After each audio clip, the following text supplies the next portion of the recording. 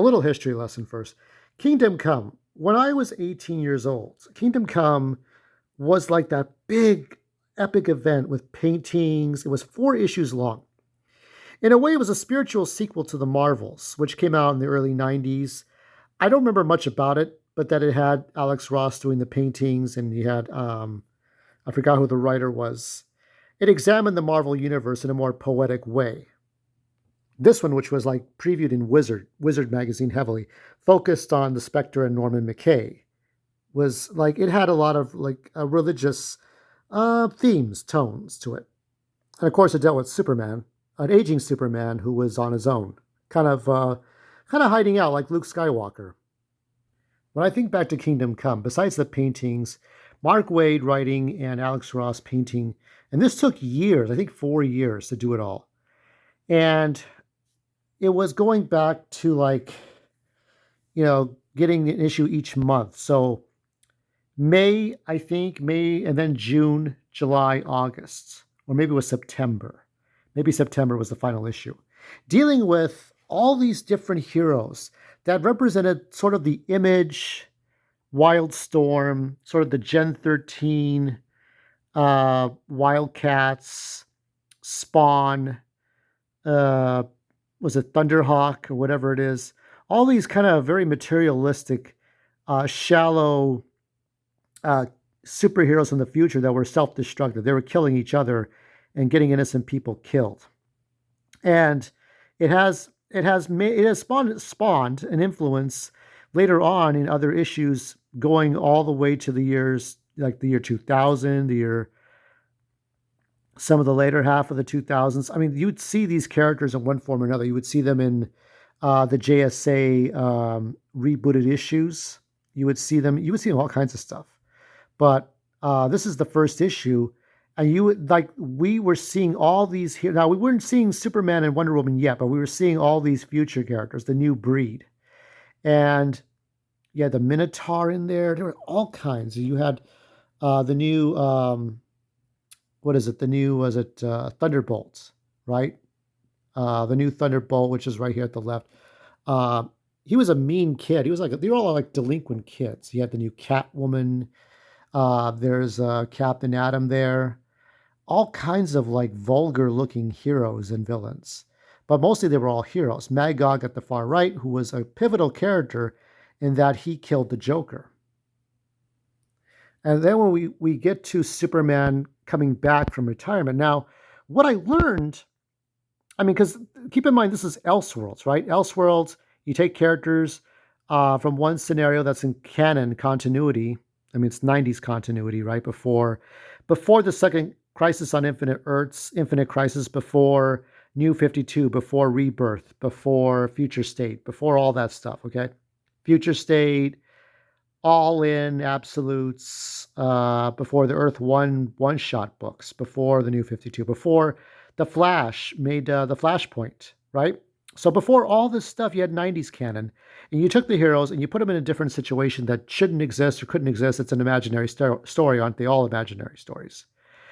You have Alan Scott. You have Red Arrow, the son of, I guess, Dinah Lance and Arthur Curry. Oliver Queen.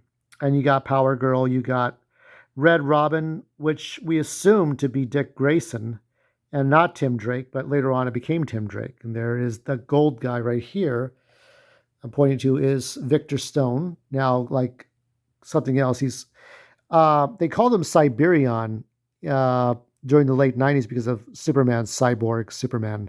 But they changed that, of course. They changed it back to cyborg. And you have like, so all these are more respectable characters. They're on Team Superman, right? This is Superman's team. And what I learned from this is that heroes can die, villains can die, and once they die, they don't come back. Dr. Zavanna did not come back. Um, Lois Lane did not come back. Joker did not come back. Certain people just died and never came back. Certain people can die permanent deaths. People can age. The Riddler aged. Catwoman aged. Um, Batman had a son, like a bastard child in the Son of the Bat. which became he became Damian Wayne. But before Damian Wayne, there was Zu Ibn Afuch, Ibn Shu Afuch, uh, son of the Bat, right? That was Ra's al Ghul's grandson. That was the original Damian Wayne. The original Damian Wayne were in these four books, and you had Lex. So after the Joker died, you had Lex Luthor leading a bunch of guys in suits and ties in a boardroom. No colorful costumes, no colorful gimmicks, in suits and ties. So everything was upside down. I was so used to superheroes being a certain way, Lex Luthor being a certain way, being the businessman that always hid from the public eye. He would always just like, he did all his bad dealings behind the scenes and nobody would ever find out. Superman was just battling monsters and robots from other planets, and then he would die at the hands of Doomsday and come back. But when Lois was killed by the Joker, there was no telling what Superman would do, and we never would find out because Joker was killed by Magog, another guy all completely different, and Superman chose to run away because the public felt that Superman was outdated. In a lot of ways, they were right. After World War II and after the 50s, it's like there was no point to Superman, right? He did all the punching the bad. He punched Hitler. He punched Mussolini, uh, the Japanese government soldiers, right? Of course, now there used to be slap a Jap pop propaganda. Of course, we have since rejected those kind of things. But Superman punched the bad guys in World War II, and then what was he going to do? What was he do? So we moved on from Superman to more Batman stuff and to I mean, we came back to it in '78, but we got into like Indiana Jones and Luke Skywalker and Masters of the Universe and Transformers, GoBots, right? Thundercats. We went on to the Barbarians, and then we went on to the video game characters like Lara Croft and Nathan Drake and Overwatch and Apex Legends. We moved on from Superman, but was Superman still relevant? And that was part of him having this black costume, Wonder Woman bringing him out of retirement and having a relevance in 1996. Which, if we were to say if we're going into the future 20 years later, it's 2016. And I thought about that for a while. It's like, what a time. And this story is almost 30 years old. All is not lost. You have Batman's team. You have certain people on Batman's team. He keeps more grounded characters, characters of magic, Justice Society type characters, right? You have Blue Beetle. You have Dr. Fate. You have Red Devil, I think. You have Kid Flash. You have Red Riding Hood, or one of the Dark Stars. I haven't seen the Dark Stars in such a long time. This guy here, next to the Flying Ace, Baron Ace guy, and yeah, I had not seen Dark Stars in such a long time. A '90s concept, and you have Black Canary, the third actually. That's the granddaughter, and you got the original Dinah Lancer behind her, and Oliver Queen is right behind Shazam. Batman was trying. He was making dealings with Luthor as Bruce Wayne working with Luthor. The idea is that Batman smiled more, and he was really, he saw the irony in things. So Batman and Superman were at odds and ends here, and you'll see this again with Injustice. But how does it all end? Of course, with Superman all by himself, So a lot of heroes were dead. I think Blue Beetle was one of them, and there were others who survived. I think the Metal Men got killed. Only 4 issues, and there was supposed to be a series that would lead up to the events, and we never got that. I was so looking forward to it. We got sort of a ham and cheese version of that with Mark Waid trying to retell the story a little bit with preventing the events of Kingdom Come. And then Kingdom Come Superman would come back in JSA issues, which I thought was interesting. But honestly, it just wasn't the same without trying to go back to that world where we would have prequels that led up to how did Superman get to where he was, not being on Kansas, but being in the Fortress of Solitude, since Kansas was irradiated with so much radiation. All the cows died, the chickens, the sheep, all the livestock died. People died in Kansas. So because of Captain Atom and fighting Magog, and it was such a mess. And yeah, you had religious, you had and the trees burnt up, and the passages from the Bible. And Superman was willing to kill innocent people in the UN just because a lot of heroes were lost. And eventually they settled on working with people and gaining their trust. And that's how it all ended. Because the government got tired, they dropped the nuclear bomb on all the heroes. They said they had enough of this shit. They had enough. But now we get to Injustice. And with Injustice, what has happened here, there are similar themes, okay? Heroes do not necessarily get old. It's amazing how Batman never. Can you judge the continuity and the proper continuity by how Batman does not age, but all of his Robins get older and all the other superheroes stay the same age? Isn't that something? You just judge you have to measure the timeline of the current Batman content or the current DC universe by how many Robins there are and how Batman has not aged. Count the Robins. How does Batman not age with all these Robins? It's amazing. Like, that's the thing. I think DC Universe should make fun of itself in that, how the Robins are there to measure that timeline. But with this one, the heroes are not old people, but they are younger, but they are kind of getting to that age where, that with Injustice, it's kind of the same thing with Kingdom Come. You could start, what would be the jumping off point from, so you would go from looking at the 90s Superman and Batman and Wonder Woman, the Justice League, maybe, when they first started out in the Justice League in 96, all the heroes, 7 heroes together. Not with Cyborg, but with Martian Manhunter being the 7th hero and Aquaman. And then you would go from the Wally West Flash, the mullet Superman, Wonder Woman, Batman, all the way to Kingdom Come 20 years later, right? And with this, you go from the current continuity of, let's say, before John Kent was born, probably in the late 2000s, and then you start from there to Injustice, right? Because it's pretty much the same, except Lex Luthor and Clark Kent are good friends. And, there's little differences. I don't know about Lana Lang. Very few differences in this. And yet, with Kingdom Come, you get 4 issues. Here, you're getting way more. You have about 10 years. So year 0, right? You have year 0, 1, 2, 3, 4, right? And then 5. So we have now gone by 6 years, right?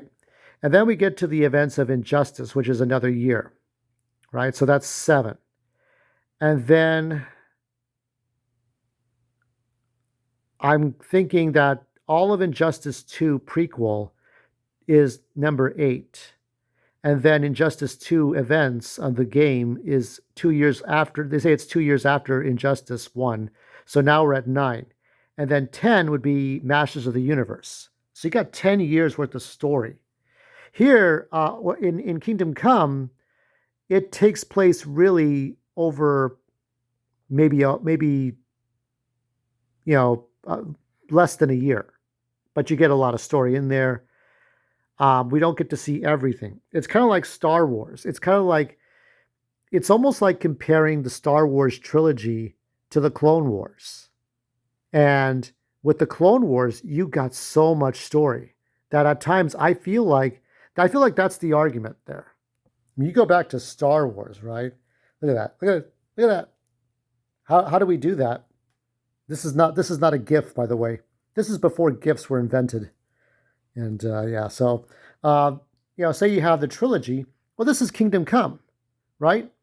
And then this is Injustice.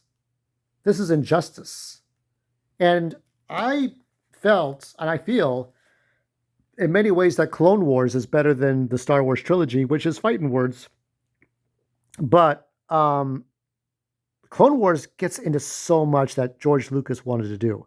He wanted to deal with the Sith Lords being ghosts, talking to what is it, the Sun, right? The Sun from the Ghosts of Mortis was talking to Darth Revan and Darth Bane and all that stuff, and that got axed. Going into the priestesses of the Wills, going into what moves the midichlorians, right? Instead of stormtroopers, you had the Pikes and the Black Sun, Prince Dizor's people, right? Um, so instead of stormtroopers, the stormtroopers would be just one on one planet trying to figure themselves out because they don't have a purpose anymore. They've lost their purpose. With Injustice, that's the Clone Wars. It's taking Kingdom Come. In this case, because there is no Magog, Superman had to kill the Joker.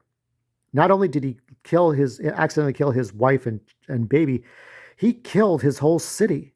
There was nothing left. What could he do? Now, he could have ended himself. He could have taken his own life. Um, that could have been one way to do it. But would it have stopped people like Joker? Like, why does Joker? I mean, I suppose that could have been realistic, in which he stops the Joker and then stops himself. But he doesn't do that. He keeps on going. You know, his parents are alive. He keeps on going. He could have put Joker into the Phantom Zone, but they had already written that the Phantom Zone would house the Teen Titans. But he doesn't put the Joker in the Phantom Zone, right? A lot of things happen. The way it plays out is that he would take over the planet slowly over those 5 years. And then Batman took over. It became a Batman story after Injustice 1. And then after Injustice 2, either Superman went back to the Phantom, but I think it made more sense for Batman to be captured so that you would have this horrible ending that Supergirl could not live with what happened. With Kingdom Come, I feel like there was so much you got, just like with Star Wars, the three movies, that you wanted a prequel to that. And the only prequels to Kingdom Come really are the 90s stories, which, you had how did Superman become a hero? How did Batman become a hero? You look at uh, John Byrne's Man of Steel 1 through 6. You look at Batman Year One by Frank Miller. You look at some of the Year One annuals that came out in '95. Um, Green Lantern Emerald Dawn, right? The Flash, the life story of the Flash, Barry Allen. You look at all that stuff and you try to figure out, that being a prequel to Kingdom Come, because Kingdom Come was the last chapter. It is an apples and oranges thing, but if you're asking me what I think, and I think that Injustice is better because it really walks us through from the point that we see everybody's fine to where everything is not fine. And Kingdom Come had already like all this stuff that already happened, but we don't know how. Why didn't Superman and Lex Luthor meet in Kingdom Come that they met in Injustice? Um, how did Lex Luthor get? I mean, he broke Dr. Sivana's neck. He snapped his neck and took the Mr. Mind worms and controlled Shazam that way. A lot of things happened. Barry Allen or Wally West actually became a very like angry father at his children. That's what Mark Waid wanted. I think Alex Ross wanted a phantom sort of Flash of the three people of Wally West, Jay Garrick, and Barry Allen. But there's two different talking points about what Kingdom Come was. And Mark Waid and Alex Ross were not going to reunite to tell the story. There were a lot of problems with Kingdom Come. And I thought, for a long, long time that Kingdom Come was the top story. I even wrote fan fiction about Clark Kent and Bruce Wayne and what is it, John Stewart. They're all, or actually Martian Manhunter. They were all like Secret Service agents, and they all worked for the president. So there were no superheroes. Everybody was either a Secret Service agent, a military officer, a good Samaritan who did random acts of kindness, or a licensed bounty hunter who went after bounties and who were skipping out on their bail. something like that. And that's what I wrote. And then Injustice came along, and it really showed. I mean, this story is 10 years old. Started in 2014.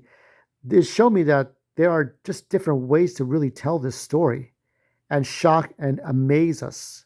So for those purposes, I would say that Kingdom Come is number two. Let me know what you think in the comments. Obviously, some people pick Kingdom Come as number one, but Injustice really, I mean, I like to believe that Superman would have killed the Joker in Kingdom Come if it wasn't for Magog, and if it wasn't for the fact that he, or for the fact that he was going to kill the UN if Norman McKay had not stopped him.